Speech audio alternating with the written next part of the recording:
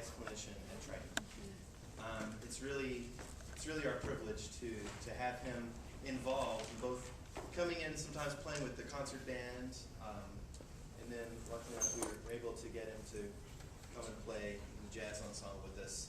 So he'll be featured on the concert tonight, along with the jazz faculty and with the big band. And so right now we'll do this kind of a master class that Rich has prepared. I have some handouts to give you. I'll pass those out. And so about an hour and 45 minutes of master class stuff, and then we'll take a break before the concert time. So, Rich Corpolongo.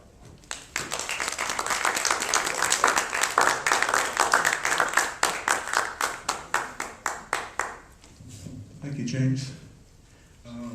It's a pleasure to be here, actually. And my daughter's taking this back there. We were supposed to have a blackboard here showing a major scale. But since we don't have that, most of you people know what a major scale is, right? Like say we said C major, it's C, D, E, F, G, A, B, C. So that's what I'm going to start off that way. Did you all get your little pamphlet? They're coming around now. Yeah, he's gonna pass those out now. And what we're gonna talk about, or what I'm gonna talk about, is the alternates of the major chords that are implied in C major or any scale. And you can use it on any scale. Of course, you have 12 scales, 12 major scales. But to make it easier, I'm gonna talk about the C major scale because that's all white notes. That's easier to figure out. You have to think in terms of white notes. So that blackboard would have been better to have because you can see visually what it is. But on each one of these notes, like the first note of the C major scale is C, of course. The second note is D, that's the second step. The third note is E. The fourth step is F. The fifth step is G. The sixth step is A. The seventh step is B. So I'm going to refer to all of these scale notes. If I say this is a 2 to a 5 to 1, you have to remember what that is. 2 means the second step to the fifth step. If I say 3 to 6, that's the third step to the sixth step. If I say 1 to 4, 7 to 3, any of those notes. And that's how I'm going to explain it, because I won't be able to demonstrate it on the blackboard. So we have to start off with, you realize, since we have 7 notes as a scale, each one of these 7 notes have a chord that's built upon it within thirds. Like you go a third above, like say C, the first note of the scale. C, D, E, that's the third, first note. And then you go another third to G, that's the first chord of C major, and that's called the C major scale, or C major chord. And there's different ways of writing the C major chord. It can be just C with a capital M, meaning C major, or you can just say C by itself with nothing in the back of it, just C capital. That automatically implies that it's major. Now, and also in jazz harmony, we have a triangle that also refers to it as being C major. So C triangle automatically means, well, it's a major chord. That's a simple way of looking at it. You don't have to look at C major or C, C with a big M-A-J or C capital M. I mean, different composers write it different ways. But I like to use just the simple symbols. Like the triangle is the best symbol, I think. It's easy to spot. You can see it right away. You know it's major. Okay, now the second chord, the second step of the scale, starts on D. Now, consequently, if you go up in thirds with that, it implies the third step of that D is an F. So F is a minor third from D. If we wanted to make that a major third from D, we'd have to add F sharp there. That would be like the key of D major, but we're not talking about D major. We're talking about C major. So that second step is D to F natural. So that's a minor third. And then, of course, the fifth would be the A. So that would be D minor.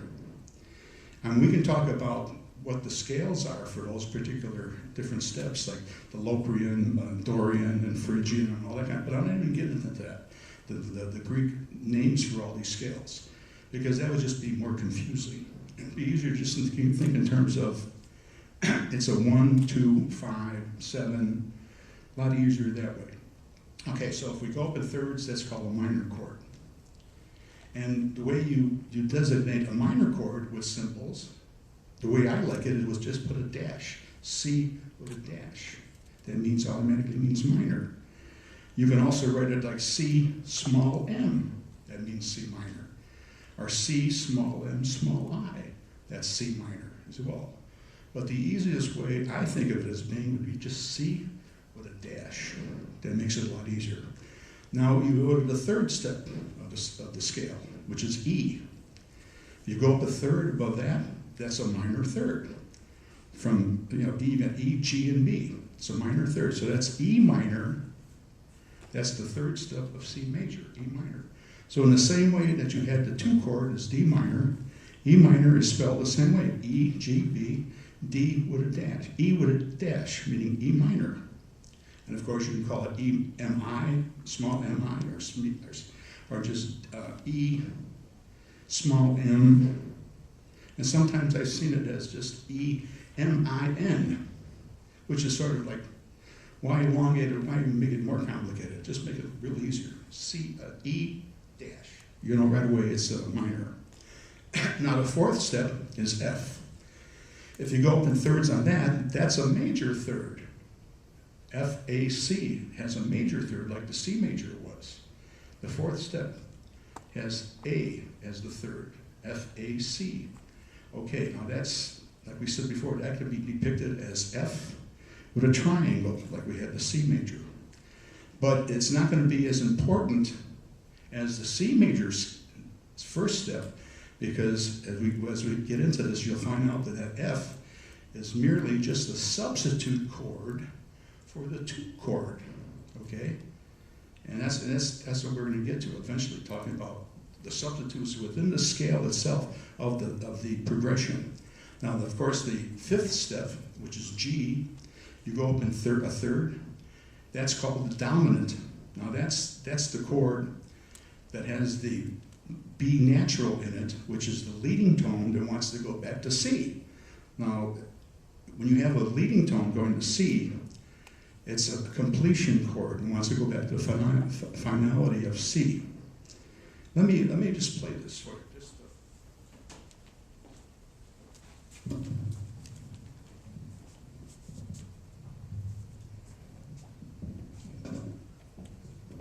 Here's the one chord, right? And here's the 2 chord.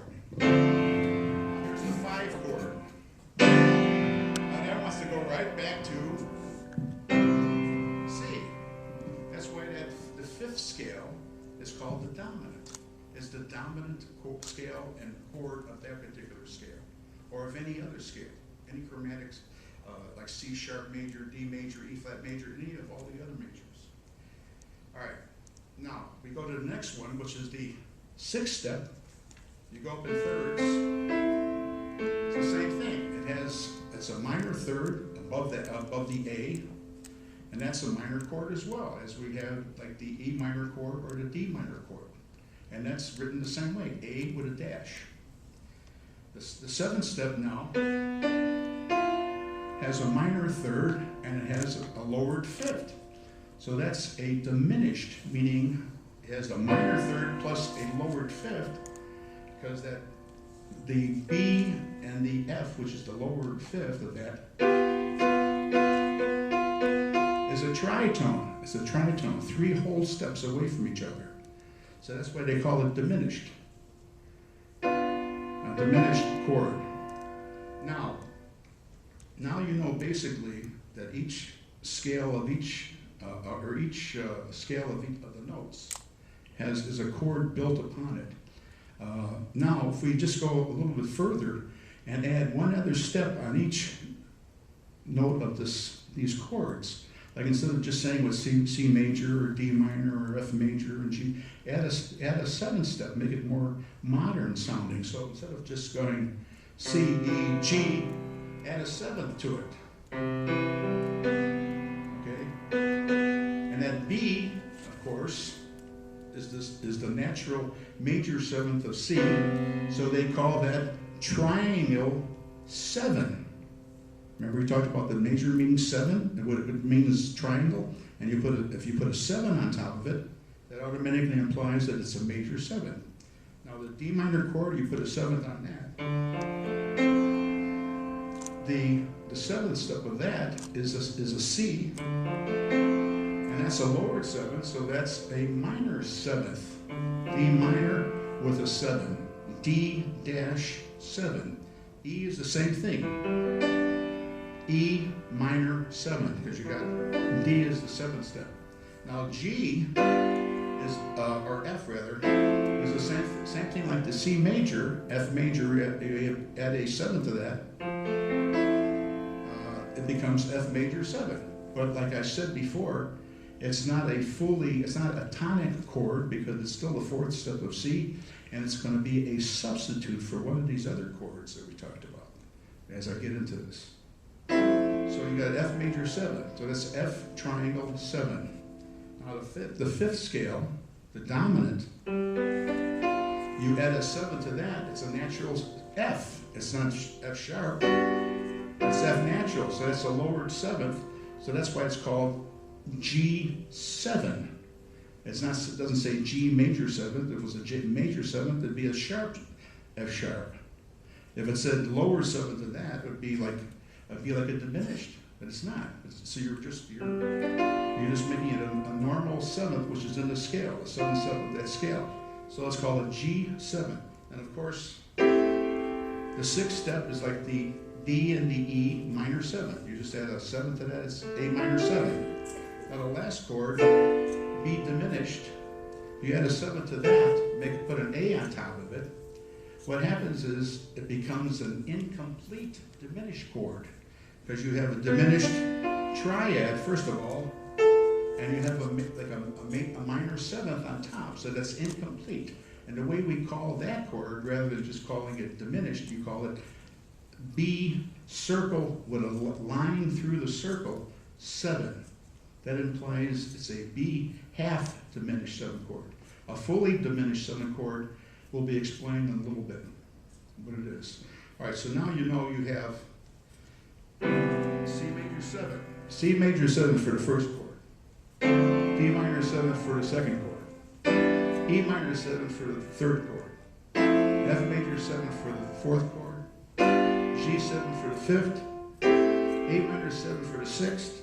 B half diminished for the 7.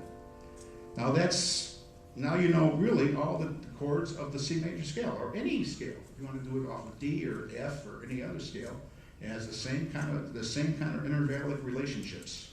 Now that we've talked about what chords we have within that scale of C, what are the important notes or chord notes in that scale? Of course, they're all important for different purposes, right? They're all important for some reason or other. What does anybody know what the important chord notes would be for the key of C major? The important chords. E and B. No. The third and C, F, seventh. and G. No. 1, 4, 5, no? The third and seventh.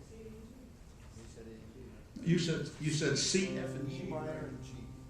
C, F, G. 1, 4, 5. That's good if you're talking about classical music. What about Right. blues? But we're not talking about classical music. Classical music is you have C, the 4, 5, 1. But jazz does this. 1, 2, 5, 1. And the reason is because in jazz music you want the tonic or the rhythm notes to move forward. You don't want it to be stagnant. Like if you listen to the bass note in classical music, it's like 4, 5, 1, 4, 5, 1. But in jazz music, it's 2, 5, 1. That's a stronger progression than 4, 5, 1. And that's moving. It's almost to go forward, forward, forward. It gives you pressure, tension. And that's what we're talking about. Jazz has to be it's a movement music. It goes straight ahead. It's improvised, but you have to know what's happening. It has to give you the feeling of going forward rather than staying stagnant, okay? That's why we use the actual 2-5-1 progression. So you have 2, 5, okay, so that's 2-5-1. D minor 7 to G7 to C major 7. Okay, now, what do we do with the other chords in there? The third chord, the 4 chord, the 6 chord, and the 7 chord. We just throw those away so we don't use those at all because they're obsolete. You know, the only ones that are important, there's a 2-5-1 progression. Forget about everything else. Is that true or not? Everybody goes, no. No. No, okay. Now, if you open up your pamphlet that you have there, the second page, past the cover page. Page 28? Yes, the second, yeah, that's it. Right on the second page. It's past the cover. It's right here. Oh, I see, he's got it in the back of the first page. So it's there where it says substitutes of 2-5-1. Oh, so, all right. It's in the back of the cover page. All right. Okay. Now you notice each chord, each 2-5, or 1 progression has 2 chords for each one that can be substituted for it. Either as a mediant substitute. Mediant means a third above. Submediant means a third below. Okay? So in that case, if we're talking about C major, which is the 1 chord, a mediant above C, a third below above would be what? E, right. So E minor 7th is the same, could be the same, can be in place of a C major 7 chord. Why? Because E and G and B are the same notes that are written except for the C. There are 3 common tones in that chord that you have in the C major chord, right? 3 common tones. So that's a suitable substitute. But you can't actually just say, okay, I'm going to start with an E minor 7 chord and use it in place of a 1 chord without playing the 1 first, because if you do that, there's nothing to, you haven't started on C major yet. You got to establish the C major chord. You have to establish C first. Then you go to 3. Okay? If I started with E first, and I go to 2, it sounds like it starts with an E. It's an E minor 7. It's like an E Dorian scale, not a substitute of 1. So it's got to start with the 1 chord, and then E. You see, it has to be that. You have to establish the 1 chord first. Now, there's also a submediant of 1, which is submediant. I said before, is a third below the tonic. So what is that? What's that chord? A, off of A. So you have 3 common tones of that too. You got C, E, G's, the common tones in that chord, and all you're doing is adding the A to that.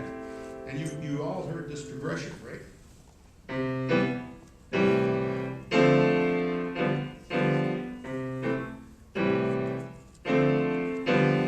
Like here comes Cantor, ba-da-ba-doo-doo. The proverbial vamp for, Eddie Cantor is waiting. We're waiting for him to come up on stage. He's and here comes Eddie Cantor. That's our Monty Python. So that's where that comes from. It's a substitute of 1. So they're going 1 to the 6 of 1 to the 2, 5, 1. All right. Now we know the substitutes for the 1 chord. Substitutes for 1 chord is you have the 1 chord, C major 7th. The third above that, median sub, is an E minor 7 chord. The third below C, which is the submedian, meaning the third below, is an A minor 7 chord. So you have 3 chords that can be played for C major, but they can't replace C major. C major has to be played first. Then you can play one of the E or the A, as long as you establish that C. Now the same thing happens with the 2 chord. The 2 chord we said it starts on D, D, F, A, C, right? D minor 7 chord on the 2 chord. Now we have the same thing with that. You have the median sub and the submedian sub of that. So if we said median sub of 2 would be what? A third above 2 would be what? F, right? That's where the F major 7 chord comes in. Okay? So if I played C, and I went to F major 7,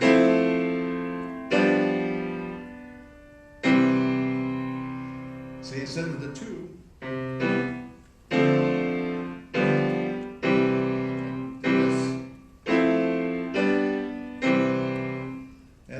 that has the same feeling of wanting to go back to the 5, and it goes back to the 1. And all these, the minor chords, like the 2 chords, all these minor chords, or actually the 2 chord function, is a chord that goes away from the tonic, the original key, like say C, D minor wants to go away from it. It moves away, and it wants to resolve to a 5 sound, some kind of a mystery sound that wants to go back to the original key. And that's what it does. Like, you have like the 1 to 2. Now you're in limbo. Where are we going now? We're out in space. We go over here. We're coming home again. All right, here we go. It's that kind of feeling. That's why the 2-5-1 is a strong progression. Now we've got the 2 chord figured out, right? The median sub of the 2. Then what would be the submedian of 2? B, right? That's the B. E half diminished. That would be the B with a circle dash through it. So instead of going to 2, we go to B. You see? See how that sounds? Of course, the best sounding one is the real to 5. But what we're doing is substituting for that. Like say you wrote a piece that you say one chorus in the regular key, and then you want to substitute some changes for the second chorus, make it sound a little more interesting. You add some different kind of changes in there to make it sound. And then when you're improvising, you add any of these substitutes along with it, with the regular changes to make your solo sound even more interesting. Because you're adding things to it. You're not really playing exactly what's there. The thing with jazz is it has to be a mystery. It has to be a mystique thing. It has to be something that you don't know what's coming next. The person who's listening, and if everybody who just plays jazz just goes, what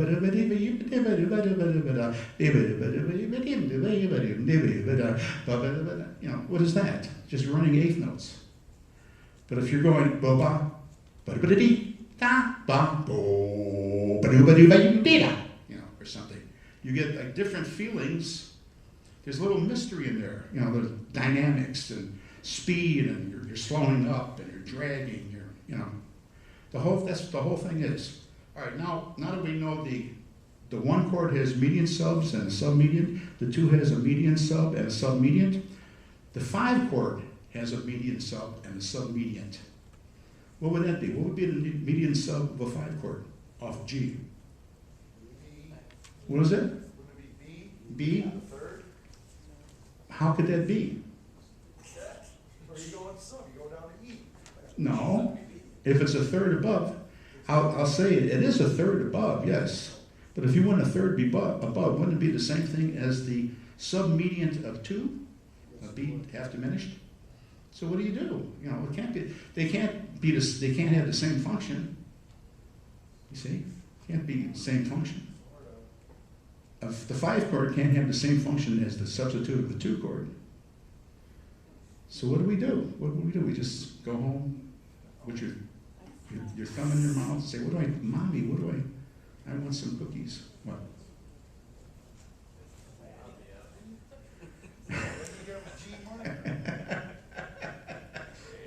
Okay, what it is. Tell us, Daddy. Please tell us.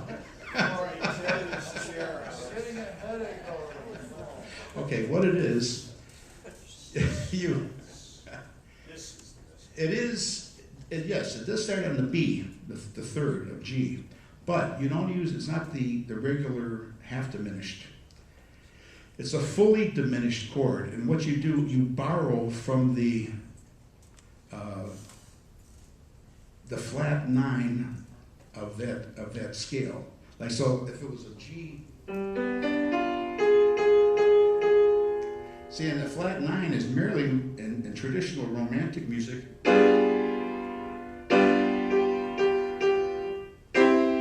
was a passing tone that wants to go with a G. You know?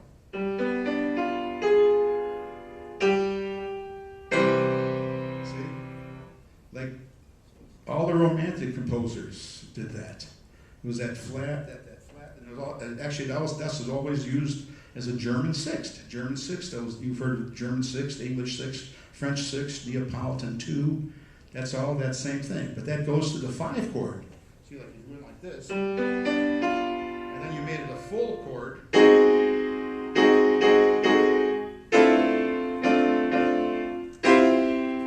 See, instead of going directly, go to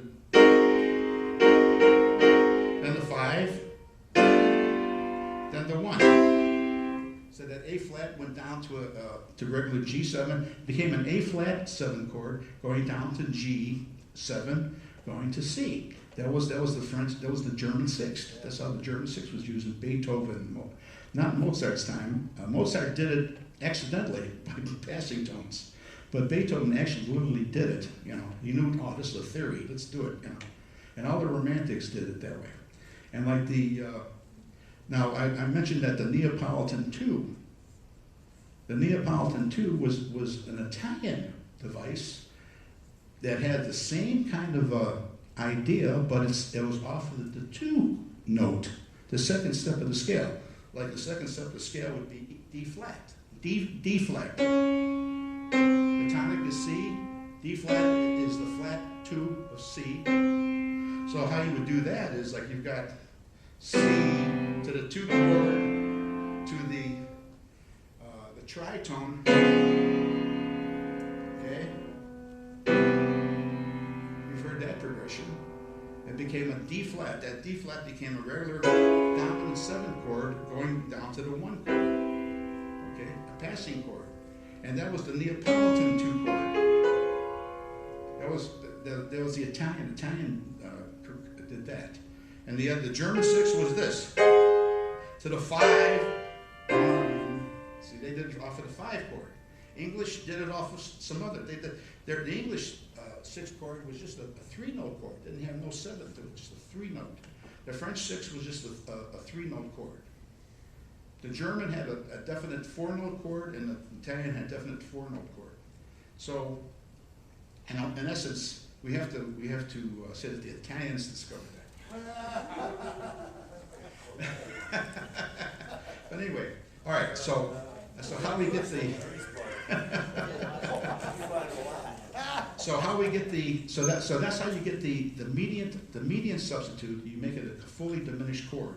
So you're going like I said, here's the 1 to 2. So instead of going to the regular dominant 7th, you go to the diminished 7th chord, and it resolves the B diminished 7th, goes directly, and that diminished 7th thing is the symbol for that is a circle 7. So that denotes it from the circle dash 7. Half diminished 7 is a circle dash for a 2 chord, and the regular circle 7 is a median sub for the dominant chord. Now, when we talked about, I said that Neapolitan 2, that D flat, what you do, you also add, not only do you have the flat 9, you add the flat 5. In essence, that's the Scriabin's mystic chord. Remember we talked about that? That's Scriabin, the composer Scriabin. That's called that was called his mystic chord. He used that on everything. It was supposed to be very mystical because he was a mysticist. You know, as a matter of fact, he wrote a symphony that lasted 5 days. I mean, I don't know how many people stayed there to see it, but it lasted 5 days. But they missed it. They fell asleep. They brought their lunches. So anyway, so that D flat chord, so that in turn, if you eliminate all the other stuff, you make it a D flat 7.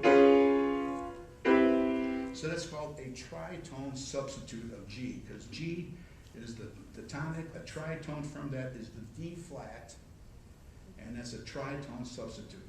So now we have all the substitutes, the regular chords for the 2-5-1 progression, all the substitutes within the scale that can be used for that, okay, for those 2-5-1 progressions. So if I just played at random, you know, if I just played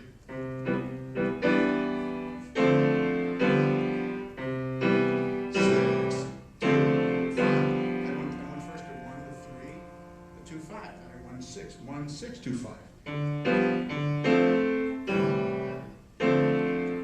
So if I did each one, if I started with a C, and I went to its median sub, and then I went to the sub-median sub, and then I went to the regular 2, median 2, sub-median 2, and then the dominant to its median sub, to its tritone sub, and then ended up on 1, to give you a sort of, and then says what they sound like. So here's the 1 chord, and the median sub, and the sub-median sub, and here's the 2, and the median 2, and the sub-median, and here's the regular 5, and here's the diminished chord on that, and then, see, so they all have the same function. Now, what does that mean? You know, does that mean anything to be able to know that? Sure, it's nice to know that theory, but how do you utilize it? The thing is, you have to be able, in your improvisation, be able to know all of this stuff, be able to know the theory end of it, but be able to, at any time, your ear says, hey, I'm going to play a tritone sub off of that. I mean, you don't say that to yourself, hey, I'm going to play this progression to that progression. You just do it. And the way you learn how to start doing it is just by literally practicing, playing these substitutes over things. And, you know, making sure you do the right thing, on the right notes. And eventually it becomes second nature. And at any time that you play, you're automatically, you might be playing a tritone sub for something. And not even know why, it just came out of your head. You see? And the best way I discovered to do that is to literally play each character of chords, major chords, minor 7 chords, diminished 7 chords, and fourths, because I talked about the cycle of fourths, as an exercise to be able to play it in all the keys. And I'm going to show you that. First of all, is there any questions about any of what we talked about so far? Yeah. In this C major scale, you're staying on all white notes. C major scale is all white notes. Because you mentioned something about A flat, which would have been a black note, but you're staying on all white notes. Oh, no, the A flat is a bona fide substitute for that, because it's if you go up, it becomes a flat 9 of the G chord. And the dominant chords, all dominant chords, no matter what key you're in, you can alter the 5, you can alter the 9, you can alter the 11th, you know, you can have a G, a regular, like here's the regular G7, you can have a G7 with a flat 5, a G7 with a sharp 5, you can have a G7 with a flat 9, you can have it with a sharp 9, see? And you can have all combinations of that. You know, you can have, see, it wants to go to, see, I hear like beer orchestras, like the end tune of a chart, see? The whole band will play, they play some kind of thing, and then you hear like, you know, and they stop, then it's,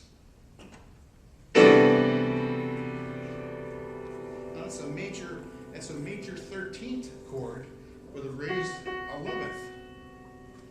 Now, the reason why that's an F sharp now, that's a tritone from C. Would anybody know why the F sharp can be placed in a C major scale?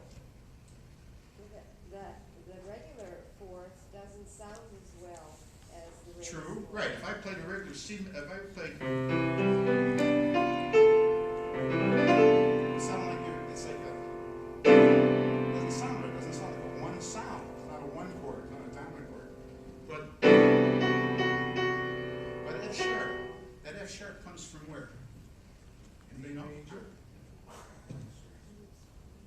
Right. Very good, Mike. Mike knew it. Right. All right. if we look back, if you know about the overtone series in music, right? Like, you know, if you double, you know, if you go one octave, it's an octave, and then a fifth, another octave, a third, fifth, so you go above the overtone series. F sharp, if you start on C as your prime tone, F sharp is the first tone that you hear that is related to C rather than F natural. Because F natural is already, you're a fourth away in another key. You know, remember I said C to F. F is another key. Has a B flat in it. C doesn't have no sharps in it. You know. But that F sharp, you know, if you went like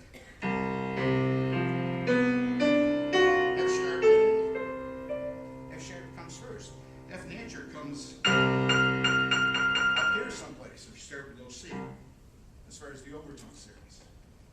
That's why F sharp sounds good. And also, and that's why composers like this George Russell wrote a thing called the Lydian constant. That's made that C major.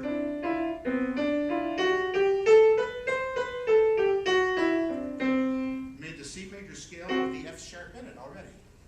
Call it the Lydian concept. And that's where, like, you know, Miles Davis and so forth came from there when they did the modes and stuff like that. They were using the Lydian concept. You know, you heard this.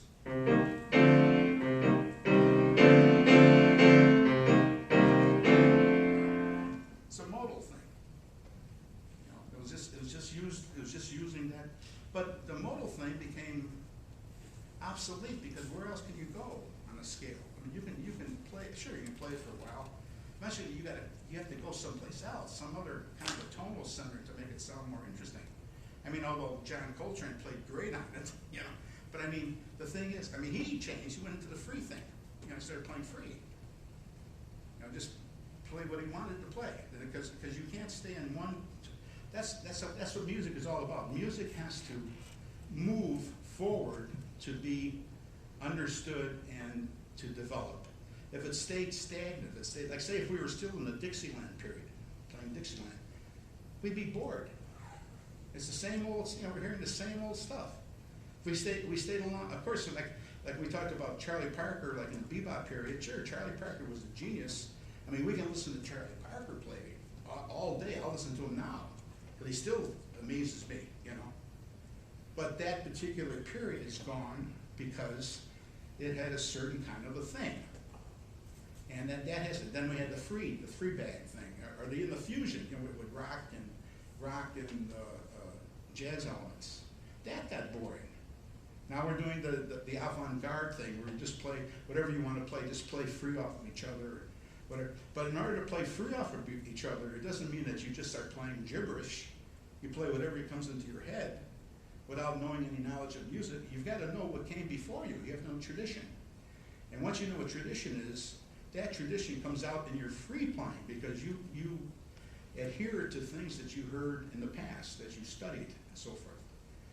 You know, like we might be playing, like I play a lot with Mike. We play some free stuff, and we might be playing something that sounds like maybe we sound like Debussy or something. All of a sudden, how did that come out? You know, then also we'll turn around, we'll sound like Bartok and Stravinsky, and you know, it all depends on where our heads are at, where we're developing, where we're going to. So music is a developing thing. It's not.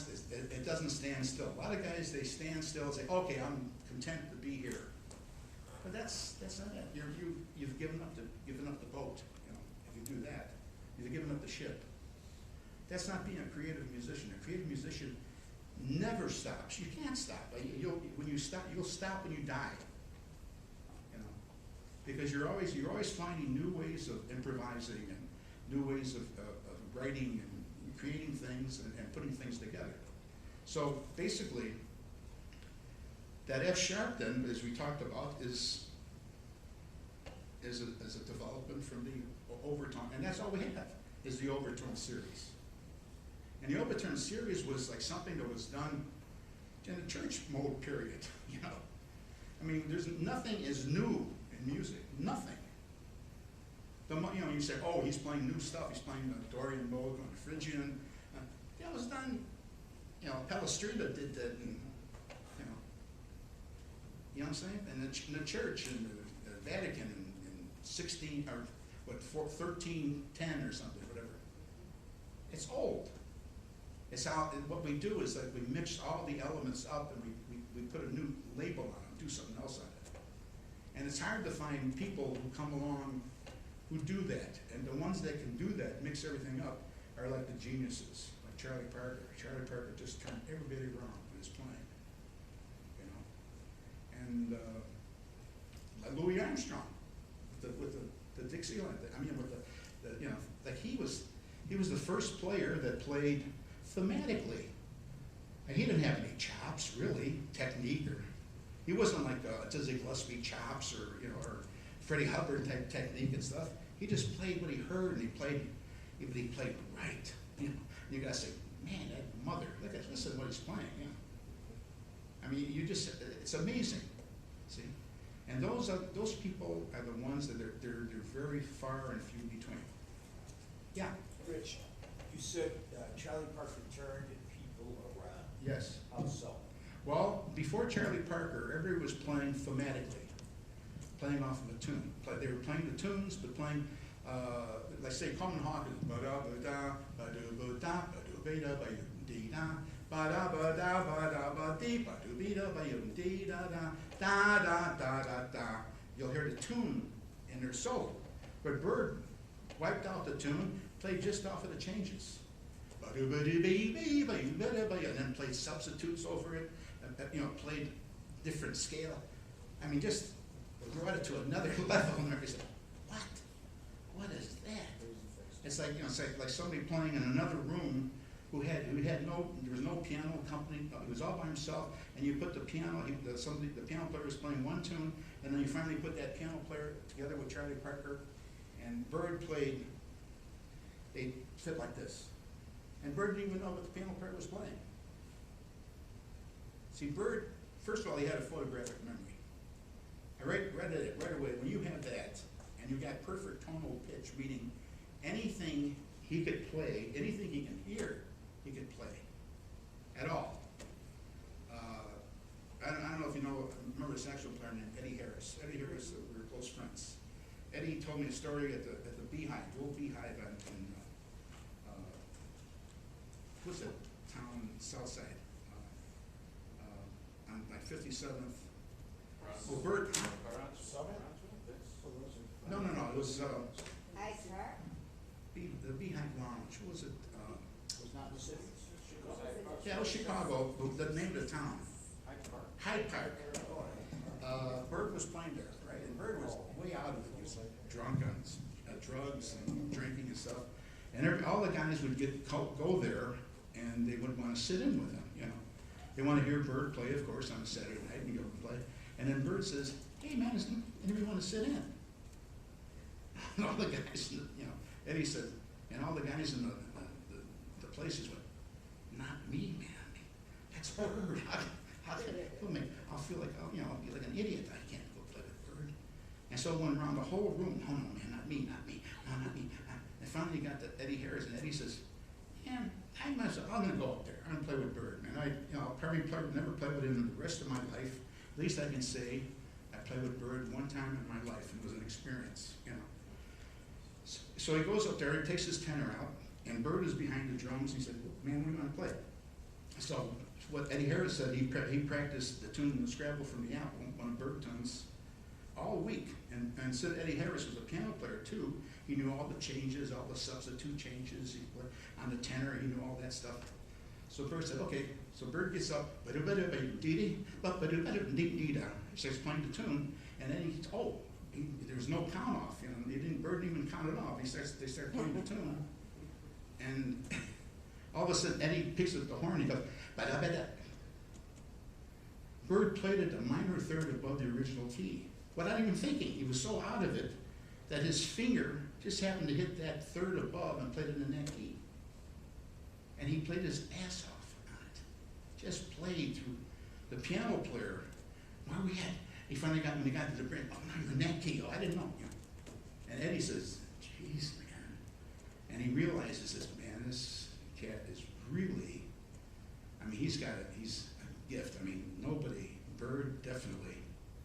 I mean, he didn't know what he played. He didn't even know he was irreligious. He didn't even believe in God, nothing.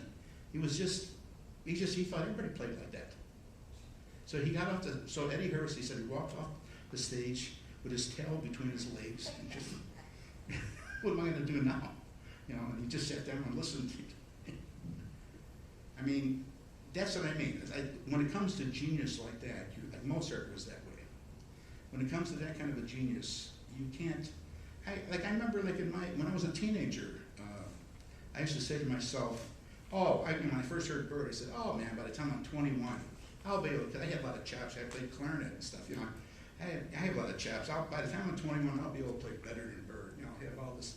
By the time I turned 21, I said, well maybe by the time I'm 30, when I get to 30, I'll have it. Then when I got to 30, I said, oh, maybe by the time I'm 40, maybe I'll have, by the time I'm 50, maybe 60, I'll be able to, I'm still, you know, you never, you know, it's just, you have it. You just got it, man. You just had it. And that's why he died so young, 34 years old. He died by his own demons. His old demons were killing him inside, you know, like the drug habit plus, I mean, guys would come up and say, Bird, you know, you're a genius. He says, yeah, let me use your horn, man. And he would take his horn and hock it, you know, for more drugs, you know, that kind of thing. But they all loved him because it was Bird, you know. They don't care. They're steal my horn. I don't care. Yeah. But I mean, that's what's funny, you know. That's why it's a shame. It's a shame because Bird was he was studying he knew Stravinsky. Stravinsky and the composer Edgar Varese. Varese came to hear him play a few times. Edwin Bernstein. They claimed him as being a genius too. And Bird wanted to study with Stravinsky as a composer. Bird would have been a great composer. You know, having perfect pitch and perfect tonal memory. Can you imagine the stuff coming out of his head and just writing it all like Mozart? Full orchestra. Oh man. But anyway, enough of that, the stories. Now, all right, we have to get back to our Glenn, how much time I have? Oh, I was going to demonstrate the 251, the different 251s, how they sound. I'm going to play, and I'm just going to, at random, play 251s. I'm not going to say, okay, we're going to play this version, that variation, this. I'm just going to do it. And just be aware of, try to figure out, oh, he's on the Triton there. Oh, he's doing it, that's the 2 chord. Oh, it's the 1, 5, you know, try to figure that out. And that's why at the end of the little pamphlet, I gave you a sheet of all the different 251 progressions in the key of C. And you can practice doing that yourself, right at the last page. Yeah, that's it.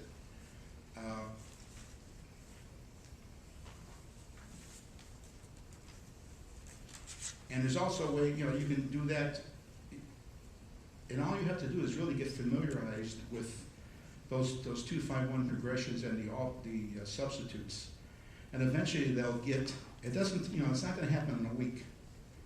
It's going to take a while before you start really getting into it, where they just become second nature and they start coming out of your soul without too much trouble. So what I'm going to do is just play. Mike is going to help me put the DVD or the CD player on.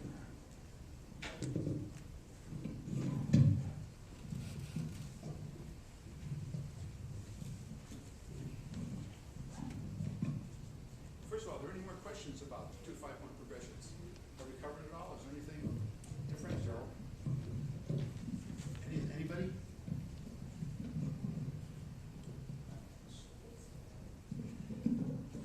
Yeah, you didn't say anything about augmented chords. That's different, huh? Augmented chords, like I said, were altered 5 chords. Remember I said that the 5 chord can be altered either flat 5 or sharp 5, or I mean the 5 of the chord itself, or the flat 9, sharp 9. That's what augmented chord would be, that it's a sharp 5 in that chord. Right. But I'll play them for you chromatically. I'll show you what they sound. All right, so the first thing we have is major scales, right? No, not yet. So I'm just going to show you like a way of practicing these. And what I do is I play them chromatically. Bill. I play them chromatically, so you get you do it by ear. Once you learn the first scale, you know the first scale, right? Go up a half step and come down on the other scale. But don't look at any music. Do it all by ear. So you're going like this.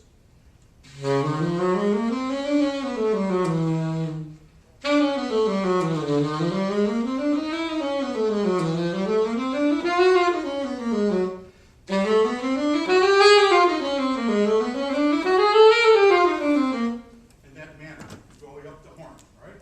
Now you do major chords the same way.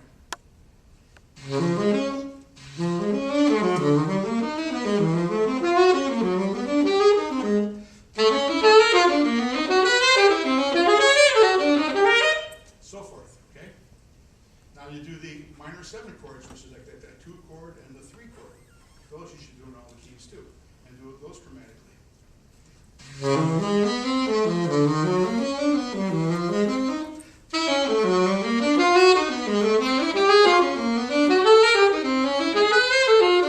And so forth. Now we come to that diminished 7 chord, which is the third of the 5 chord. Remember, and I said we have the altered 9 on there as the flat 9.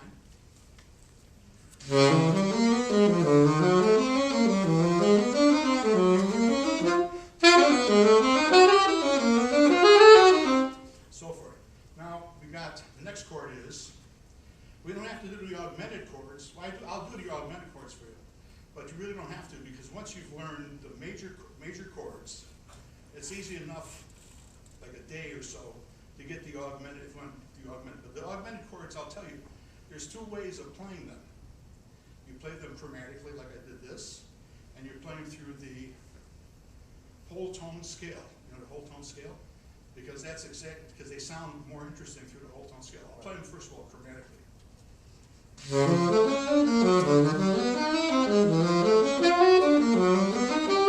And so forth. Now you do it through the whole tone scale. All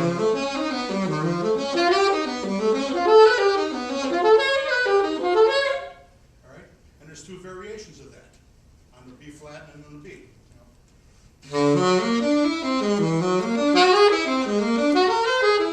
Because there's 6 notes and 6 notes, because it's a half scale, half chromatic scale. All right, now the next step would be learning your cycle of 4s, so you know that well. So anytime you're playing, and those come into your head for some reason, they just come out automatically. You don't have to really think about it, because your fingers will just go there if it's part of your improvisation. For that. So I do the same thing, like 1 up, 1 down.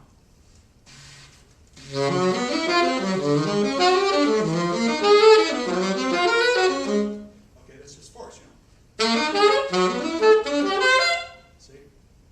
Just 4s. 4s. 4th. That's my Italian dialect. But anyway, that's it, basically, all right? Now, what I'm going to do is have the CD player play, and I'm going to play those 2-5-1 progressions that we talked about before, and I'm just going to play a mishmash at random. I'll play maybe the 1 chord for, with this you can play just the 1 chord for all 3 chords. Or you can play on the 2 chord for the whole thing. Or you can play on the 5 chord for the whole thing. Or you can play on the 6 chord for, because they're all related. They're all on the same scale. So the more you get in the relationship, what they all are, it becomes easy. You become very fluent at things. Things happen real easily. Okay? Good.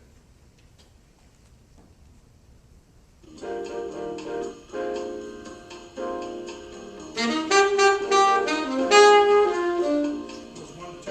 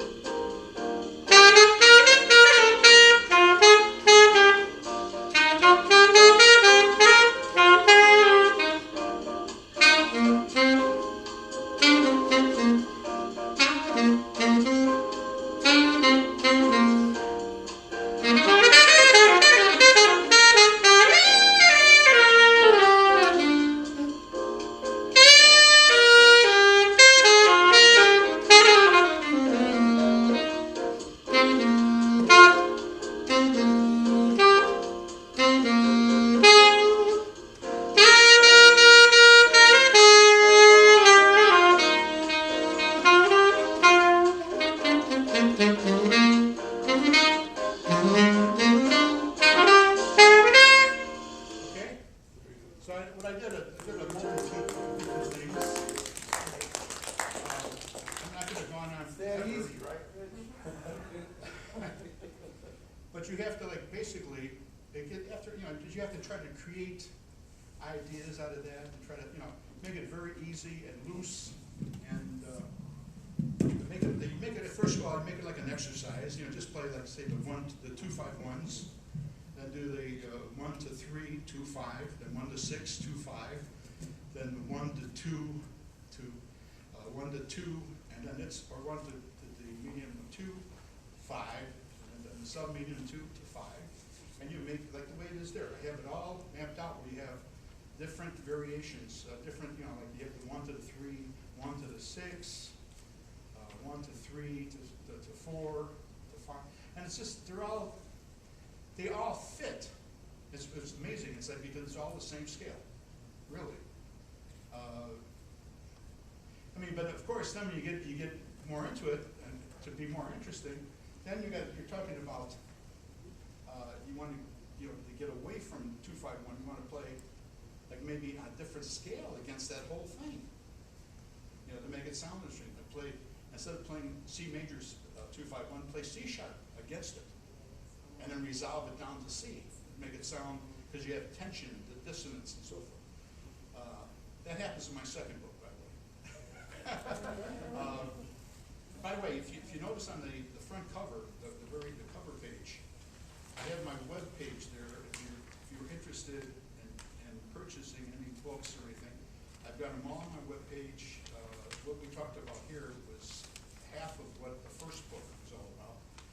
The second book is an intermediate, which talks about the altered dominance, how you can improvise off of that. We talked about a little bit of altered dominance already.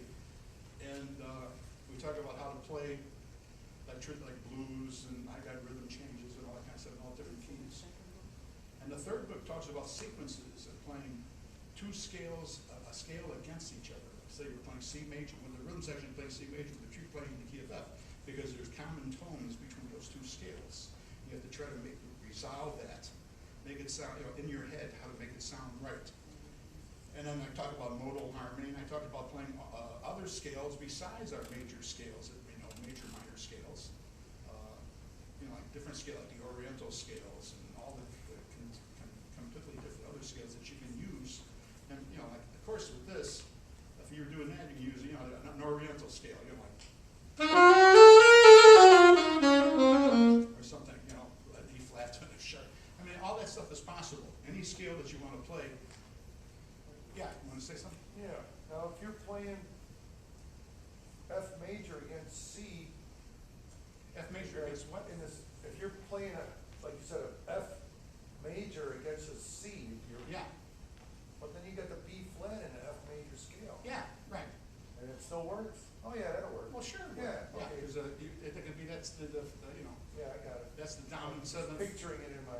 Well, because F, like C7 is the 5 of F. Right. But it's harder to play like maybe C and C sharp together, because you only have maybe one or two tones that are common, and you gotta like sort of, you have to play a lot of weird notes that make it sound right to the other key. But it becomes, and then the sequences, I wrote a book on sequences where you you use nothing but sequences to play off of tunes. Like, you know, like we have tunes that have certain chords to it. And what I have, I say you can play this sequence number 5, 10, 12, and 15 against that chord. And sometimes the sequence doesn't even have any of the notes of the chord in there. But it has that interest, it's an interesting modern type sound against it. And it works, you know. It's a different concept. And a lot of people like that book. A lot of people have bought that book. James Moody, what? Go ahead, can you say something? I just got a question. On this last page, are we looking at the last page? What? Of the book, the last page? The last page? Of the booklet What about it?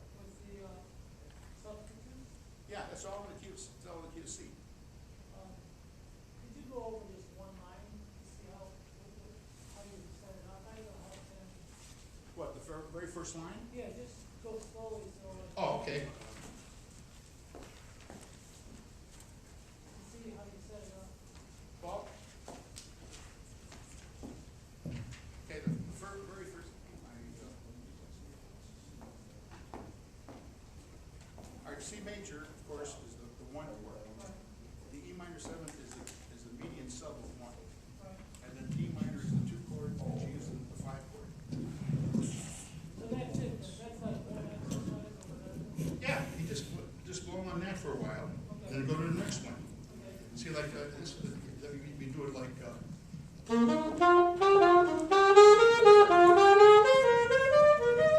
I just did, see, a lot of times when you're playing on the third, the median sub, it's gonna be a sound, it's gonna sound a lot like the first chord because it's a lot of the same notes. So you gotta be real, if you wanna really be specific, it's gotta be or something, and really lay on it. But when you get to the 2, then the 5,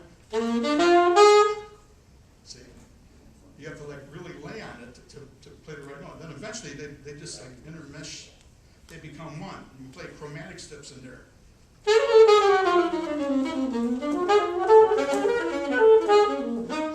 know, chromatic scale can go through the whole thing. Because the chromatic, like, remember, like, we talked about the chromatic notes, the altered and the altered 5 chord. All those chromatic notes, chromatics can go through anything. You can have the most difficult tune and play just the chromatic scale through the whole thing. Here, play the thing again. I'm going to play just nothing but chromatic notes. I'm not going to play anything. I'm not even going to play the chords.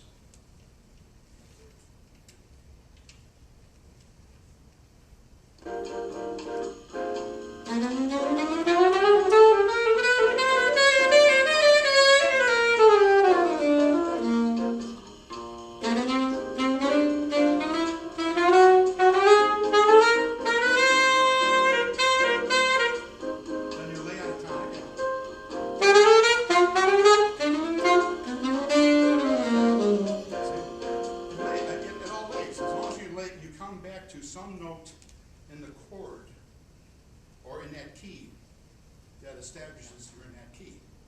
See, now if I did this, let's say I played the chromatic sound, I did this.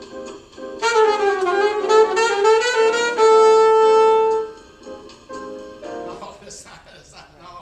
And then go any play. It ended on the wrong note, right? Play it again. Play it again.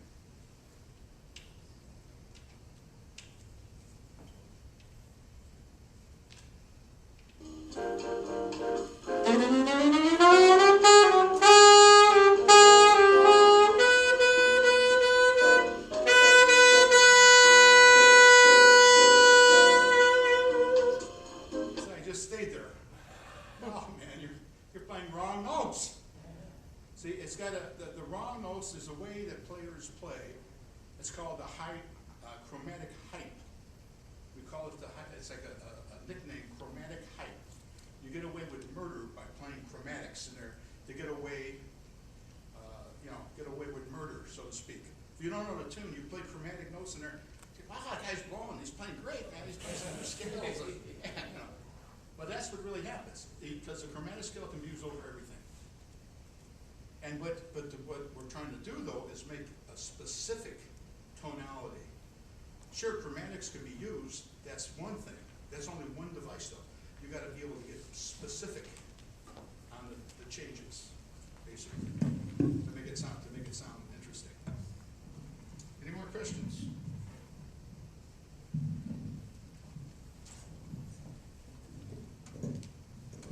No, nobody else? Yeah.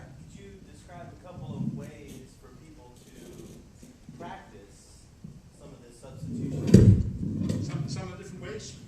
Ways to for a practical way for, someone who's still working on the scales and chords, but they want to be able to practice these things. Practice this. I would say to do, first of all, do the initial first thing I did. Have all of them in your fingers first. I mean, have like what I did, chromatically. I can play them all in secular chords, like major chords.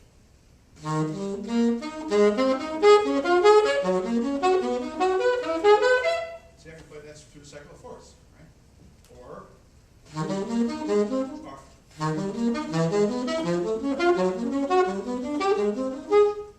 chromatically up. You should be able to do all of that. So you have it so under your fingers that you don't even think about it anymore. So when you're blowing, you'll be blowing out like.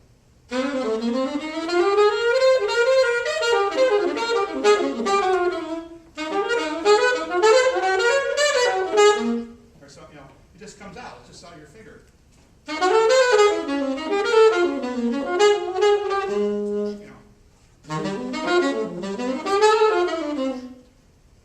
Just fingers just do it.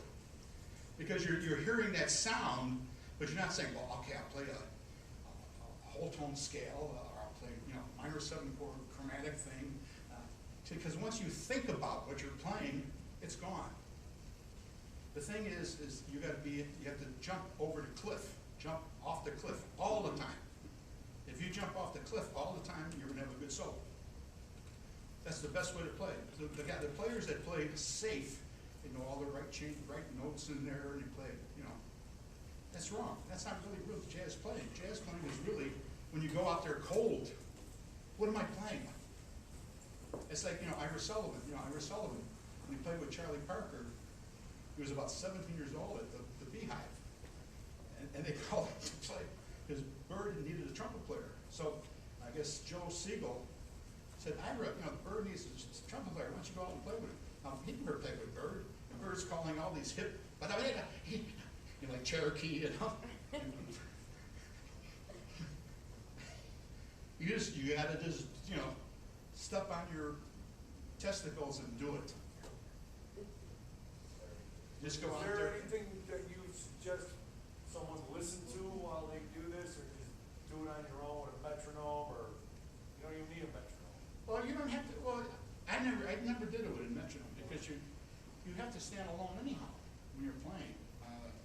I mean, the best thing. I mean, you can use Abersol records for a little bit if you like that to play along. That works. But that becomes short-lived because with Abersol records, once you've heard it one time, you're heard it. The rhythm section is not listening to you. I mean, if they played it one way, that way, and every time you hear it, it's going to be the same way every time you play with it. The best thing is to play with live music. Go to sessions. See, a lot of you guys don't have the what's the word? Like when I was younger, I mean, there's a lot of sessions. I used to go play every night. I used to go on Skid Row, Madison. Before, it was like I'd come home and go to school. I mean, I go to school, I had to be in school at 7 o'clock in the morning, right? And I go out blowing until about 4 o'clock at night, And I come home, trying to wake up, and I had to go to a Catholic school and get all F's in my grades. That was it, But I did it because that is the best training. That's how I met Eddie Harris and people. You got to go out there and blow it. And we became tight. He had me come. I even had dinner in his house a few times. He had me come out to play with him, and he had some gigs at 63rd Street, someplace I forgot, 63rd and Cottage, I think it was. He had a gig. He was playing a gig there. So I would go there and play. I mean, but it was a good experience. You have to go out there. You have to bite the bullet. Don't worry about anything. Just realize you want to play. That's it, and go do it. You have the courage to go out there. Of course you're gonna fall on your face, you're gonna make mistakes, but that's how you learn. You learn by your mistakes. You never learn by things that happen correctly. My playing ability has gotten better because I messed up drastically, you know. And once you learn that, I like to make more mistakes. I rather make mistakes because I learned that way, you know. It's a better thing to do that, you know, make mistakes and learn stuff. So I would suggest to go to a lot of sessions. If you can find places to play, do it. You know, that's the best way. That's the first-hand knowledge. And there used to be tons of places when I was starting in the early '60s. There's a lot of places out there. Like there's a place every night you go play. And it was rock and roll now. huh? It's like now rock and roll. Yeah, now it's mostly rock and roll. But at that time, it was like a lot of jazz. Jazz was still popular at that time. You know, the big band era was going out pretty much, and the small groups like I remember like Sid McCoy, disc jockey. He used to play Bird, Sonny Stitt, all these cats on the south. He was on the south side. You know, and that's you listen to that. Or Daddy O'Daly. They have all these record players. You know, all these guys spinning jazz records. And that's how you learn. When you go out in the blue, you know, you learn tunes from. I learned a lot of tunes just from listening to records. I learned a lot of like I buy like a Coltrane record or something, and I learned. As a matter of fact, I got to a point learning Coltrane tunes that after he would solo, I was able to get so close to his improvisation that I was able to mimic him almost, right, note after note. I mean, that's how good my ear became after doing that. I mean, I don't do that now. I don't want to do that now. I don't want to play like anybody. I want to play like, if I, you know, either like the way I play now or who cares, you know. But I mean, at that time, I was really trying to get really tight with people. And you really don't want, and when you're first starting to play, you try to get with somebody that you really enjoy listening to, that's really an influence, and try to copy that person and try to get that happening in yourself. And try to everything. You know, I used to go there. I used to go hear Sonny Rollins all the time. Sonny Rollins. Every time he was in town, I went to see Sonny Rollins or Sonny Stitt. You know, I saw Gene Ammons a few times. I saw who was the other cat there next to it? Well, even Cannonball, Joe Henderson, all those guys. I went to go hear them all the time. Matter of fact, I went up to Sonny Rollins at the what was that called? That hotel. Drexel. What's that? Sutherland Lounge, right? And Sonny Rollins, and he's talking with Victor Sproles, the bass player, and I was about 18. I said, Sonny, I'm really a fan. I really love the way you play it. And I'm trying to tell him, like, nervous. I says, how did you make it, man? He said, wow, how did I make it? He goes like that. Wow, what a question. How did I make it? You know, it was funny. They just laughed at me. It was like, I was so naive, you know, I didn't know, you know, but I mean, you got to do that. You just got to, bite the bullet and do it. And in order to solo, like I said, you've got to jump off the cliff all the time. As many times as you jump off the cliff, the more you're going to progress. Don't worry about making mistakes.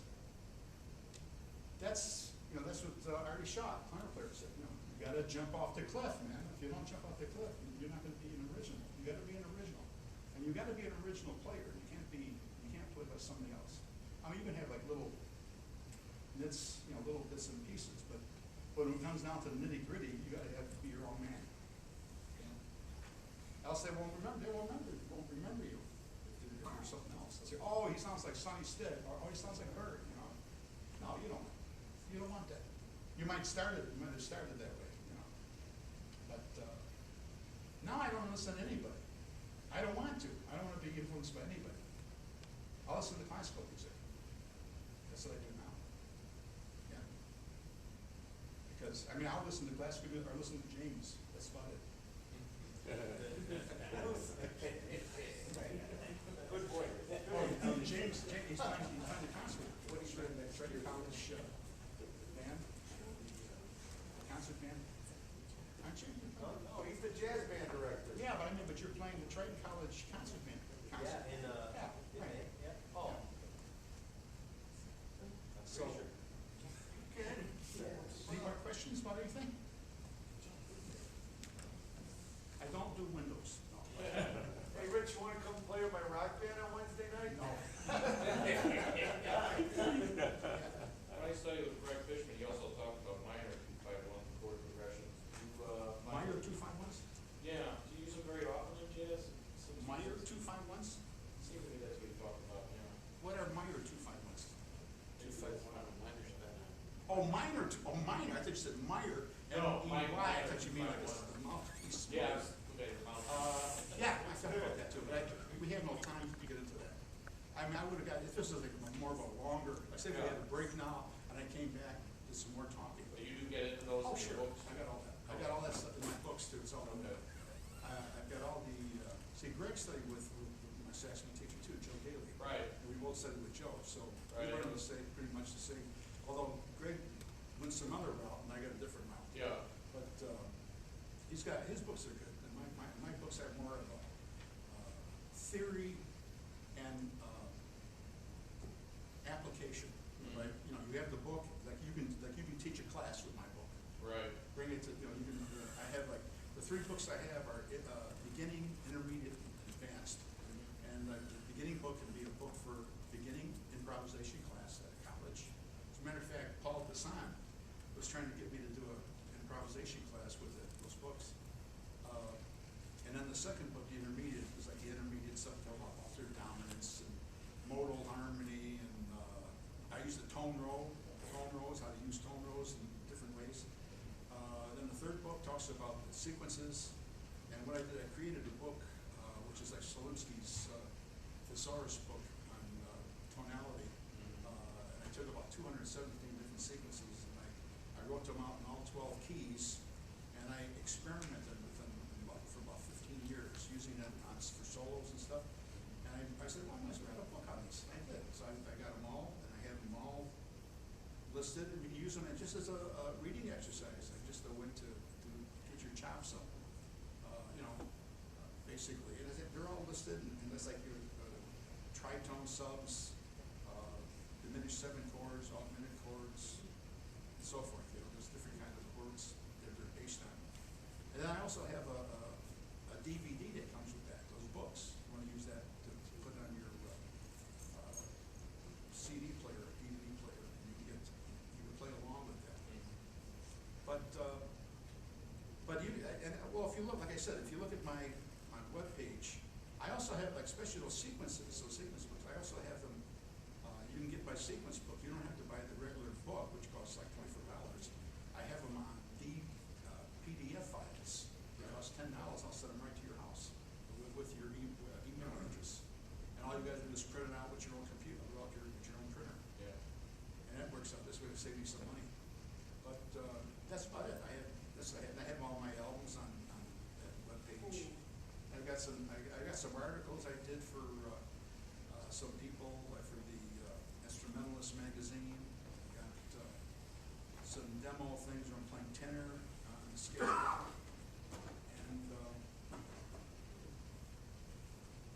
And there's a few articles about how to create better reeds. Did that. For a while I was using vodka, putting reeds in vodka. Yeah, I heard that. Yeah, but you couldn't tell. Junior Marash told me that. Yeah. But still, you can't tell, like, little kids, oh, I put the vodka. Listerine, you can tell kids to put them in Listerine. Yeah. Well, they don't drink it. So now if I do any liquid, I'll just put a little water or something. But I think vodka, they great, because you just drop them back in vodka. Rich, could you speak into the mic, please? It's ready to play. Grab the mic, Rich. Yeah, Junior Marash told me that he didn't want you to speak. Oh, I thought they could hear me. And furthermore.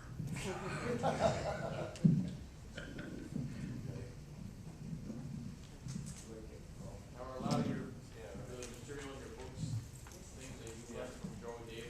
Yeah, a lot of them from Joe, and what the things that I learned from that, because it wasn't, see, I studied with Joe when I was a teenager, when I was in high school. Okay. And then when I started college, I wasn't studying with Joe, but like what Joe did, what he does as his teacher, he says, okay, Rich, no more lessons for you. I said, what do you mean? I'm blowing, I'm blow. He said, no, man, he says, go out and blow. He said, I taught you everything I know. Okay, so he kicked me out. Like I said, you dirty, so I ended up, that's when I started going to playing sessions. And then he hired me to play with him in his group. Because we were doing a lot of avant-garde stuff. And we did an album. I did an album with him, Sonic Blast, which is on my album on that webpage too. And but Joe, where Joe left off, pretty much, I continued. Right. I had a lot of stuff that Joe taught, but I used some of the stuff that I sort of developed, and I thought, especially with the sequences and using the tone rows and a scale against another scale, like using polytonal devices and stuff like that. Where I know that Greg doesn't talk about that. Greg talks about, I know Greg is into the Stan Getz thing, which is great. I mean, he sounds great. He sounds great. But I'm not into that. I'm not into. I don't like to really copy anybody. And what I try to get the student to be his own man eventually. Let him learn his thing, and see, because if you learn your own thing and you start having more confidence with yourself, who can take that away? Nobody can be as good as you are.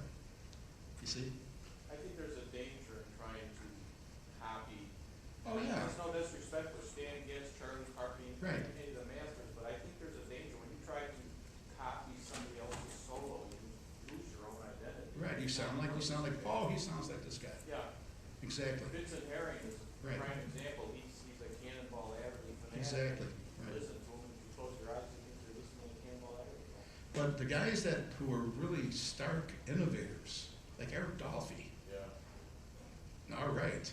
I listen to those kind of guys because those are the guys that went ahead and took the information and made it their own. And that's I think that's when you teach. I don't try to get students to. I know some teachers in Chicago they'll have a solo, their own solo that was taking some record. Okay, I want you to play my solo this way. No, man, that's ridiculous. Yeah. It's like me saying, okay, I have a solo on my album here. Learn my solo. No. I mean, if you want to, you can listen to my solo, but don't copy it. Yeah, do your own thing. That's because that's the end result. You want to get your own identity. Yeah. And the ones that get their own identity are the ones that are remembered, not the ones that are copies. Like you ever hear of like Sonny Chris? Sonny Chris was a great alto player, Yeah. but he sounded like Bird. You don't hear about him anymore. Yeah. See, Sonny Stitt was a great alto tenor player. I mean, you'll still hear about Sonny Stitt because he had his own. He had like an amalgamated sound between like Lester Young and Bird. He had that kind of sound. So he was a different thing, Guys like Brew Moore, who came in the same period with Stan Getz, you don't hear about him anymore because he was like another, like a Phil Urso guy from the Stan Kenton band. They all had the same. Now Art Pepper, okay, Art Pepper's got his own thing. So. Phil Desmond, Paul Desmond, all those guys, they had their own bag, and that's like Paul Desmond was playing when Bird was around. They were downing Paul. Oh man, you don't have any balls. You don't play like Bird. You don't do this. I mean, but what he played, regardless what that is, he played his thing. Great player, definitely. And so each guy has their own thing. If you can tap into your own identity, that's the important thing. That's what you're striving for. Because when it comes down to it, when you die, all you have is your own identity. I mean, you're not going to say, "Oh, you look like Charlie Parker," or "You sound like Sonny Stitt," or Sonny Rollins, right? Or you look like Sandy.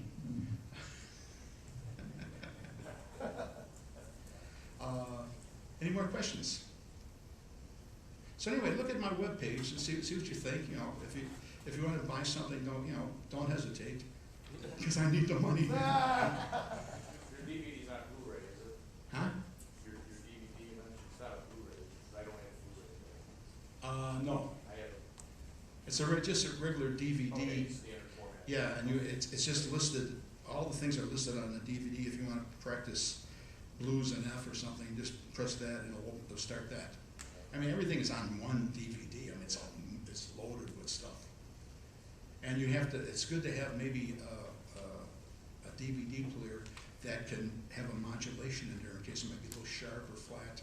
Because I discovered, even though my system is perfectly A440, or I think it is, Yeah. some other people say, oh man, it's supposed to be A, but it sounded like B flat there. I mean, what kind? So I had to like send other copies, and it was the same copy. I couldn't, what can you do then? So what I tried to do, said, well, I'll just give you your money back, you know. Send me the copy back, and I'll give you your money back. But if you have like, they have DVD players that you can switch, change things around, where you would like say it might be a little sharp or flat, you can maneuver it, So basically, that's it. So we're all set, huh?